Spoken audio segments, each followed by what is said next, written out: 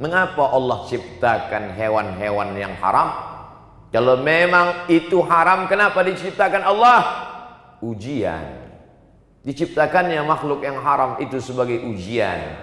Ahasiban nasu ayyutraku ayyaqulu amanna wa hum la yuftanun? Apakah manusia itu dibiarkan begitu saja berkata kami beriman, kami percaya kepada Allah, kami percaya kepada Rasulullah sallallahu alaihi wasallam, wa hum la yuftanun, padahal mereka belum diuji. Ujian bukan hanya kebakaran, ujian bukan hanya pandemi corona, ujian bukan hanya sakit, ujian bukan hanya demam, ujian bukan hanya rugi. Di antara ujian, sanggupkah diri menahan dari yang haram?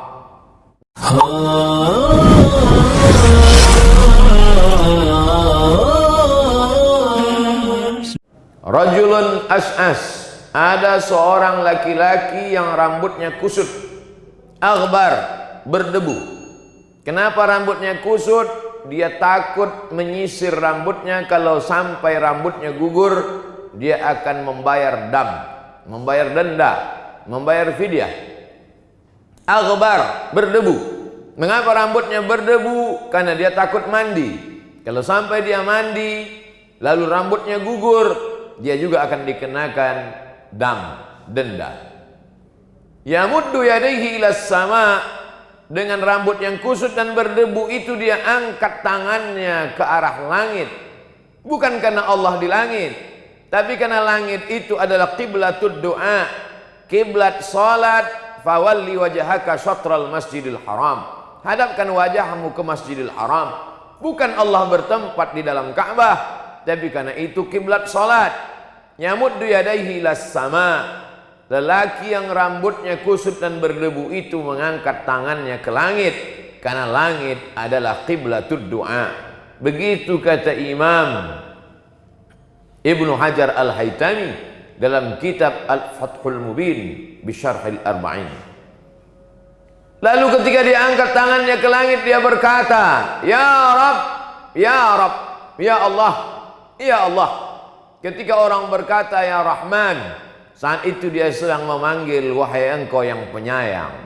Ketika seorang berkata Ya Rahim, saat itu dia sedang memanggil engkau yang maha pengasih. Tapi begitu dia berkata Ya Rab, maka saat itu dia sedang berkata Ya Rab, kau yang mencipta aku. Ya Rab, kau yang mengatur hidupku. Ya Rab, kau yang memberi aku rezeki.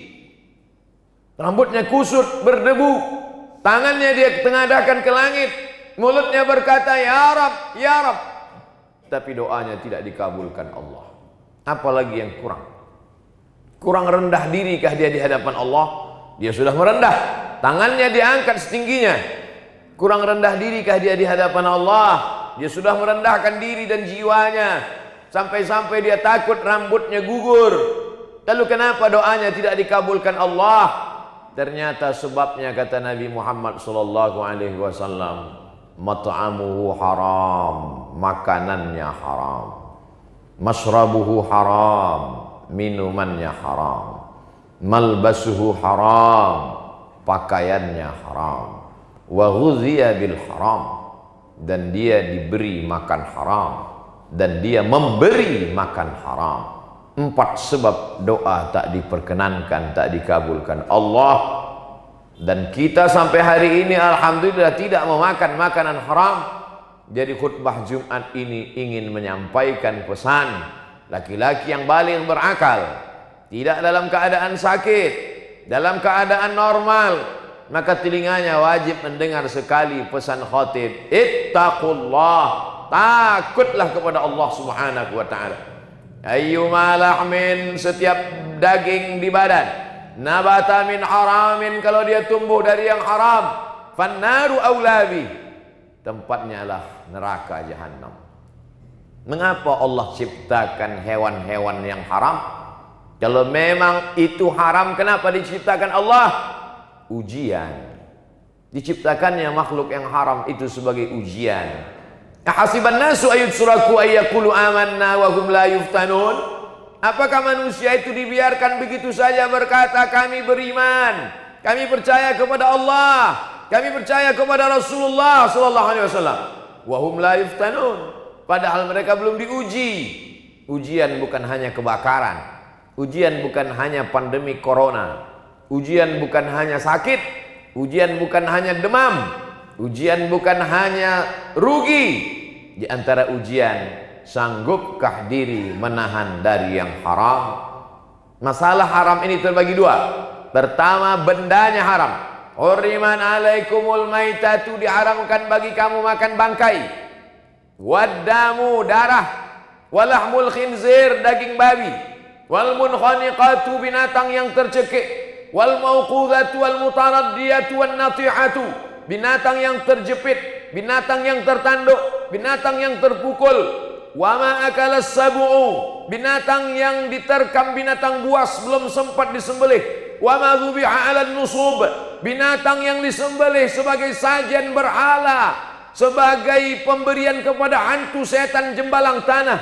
Wa ma uhilla bihi li ghairillah, binatang yang disembelih bukan atas nama Allah, maka sembelih dia dengan nama Allah. Bismillah, dengan nama Allah, maka binatang itu pun menjadi halal karena dia memang binatang halal. Tapi ada binatang itu halal disembelih dengan cara yang halal, darahnya sudah tumpah habis karena di dalam darah itulah bakteri, dicuci bersih. Setelah itu disembelih dengan cara yang bersih, dicuci dengan cara yang bersih, dimasak dengan cara yang bersih. Tapi dia tetap haram. Bukan karena darahnya, bukan karena dagingnya, tapi karena diperoleh dengan cara yang haram. Dalam Islam, kenapa kau dapatkan ini? Karena hadiah, halal. Kenapa kau dapatkan ini? Karena upah hasil kerja, halal. Kenapa kau dapatkan ini? Karena hasil dari bekerja pagi sampai petang malam, halal. Tapi ada cara-cara yang diharamkan Allah Subhanahu wa ta'ala. Kita dapat, kita peroleh, kita kaya bukan karena ridho Allah. Dan itu juga bagian dari ujian. Banyak orang yang sabar ketika diuji sakit. Mana buktinya? Pergilah kita ke rumah sakit. Berapa banyak tangan yang bertasbih subhanallah walhamdulillah wa la ilaha illallah wallahu akbar. Itu maknanya orang diuji dengan sakit, sabar. Berapa banyak orang yang sabar diuji dengan pandemi corona. Apa buktinya? Orang sabar memakai masker, orang sabar tidak keluar rumah, orang sabar ikut protokol kesehatan.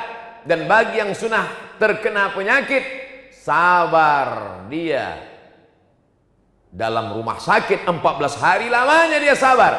Itu menunjukkan orang sabar karena pandemi.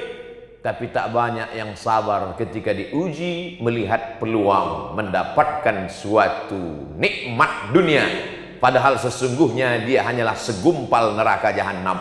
Oleh sebab itu sabar yang paling tinggi bukan sabar ketika sakit, bukan sabar ketika mati, bukan sabar ketika musibah. Sabar ketika gempa bumi, sabar ketika gunung meletus, sabar ketika tsunami. Itu sabar level paling bawah. Sabar yang paling tinggi adalah sabar menjauhkan diri dari yang haram, padahal peluangnya ada, kesempatannya ada. Kenapa tidak kau makan? Kenapa tidak kau ambil? Kenapa tidak kau manfaatkan? Jawabannya, inni akhafullah, aku takut kepada Allah Subhanahu wa ta'ala.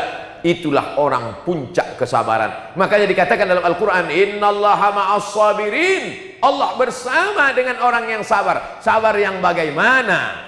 Dia merasa bersama dengan Allah. Kalau aku ambil, aku makan, aku berikan ke anak istriku, aku belikan ke rumah kendaraanku, tidak ada yang tahu.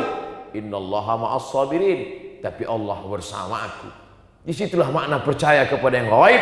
Malaikat yang mencatat, inna alaikum lahafizin kiraman katibin.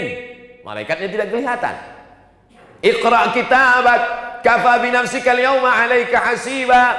Buku catatan amalnya juga tidak kelihatan. Malaikat mungkar nakir yang akan menanya di alam kubur juga tidak kelihatan. Ruh yang bersemayam dalam jasad yang akan bertanggung jawab di hadapan Allah juga tidak kelihatan. Surga dan neraka juga tidak tampak di kelopak mata. Puncak dari beriman kepada yang gaib adalah Allah. Mana Allah itu? Hari ini belum pernah ada orang menantang khotib bertanya, mana Allah itu? Tapi pada zaman Nabi Musa dulu, apa kata mereka? Ya Musa, wahai Musa, ij'al lana ilahan kama lahum alihah. Buatkan kami Tuhan yang bisa dilihat mata, sebagaimana mereka punya Tuhan dalam bentuk patung dan berhala. Bahkan lebih tegas dari itu, Bani Israel menantang, arinallaha jahrah, tunjukkan kepada kami Tuhan jahrah, secara nyata. Ma khatara bi balik, fallahu laisa kadzalik. Apa yang terlintas di hatimu, maka Allah tidak seperti itu. Kau pejamkan matamu, nampak hitam putih merah, nampak bayang-bayang, itukah Allah?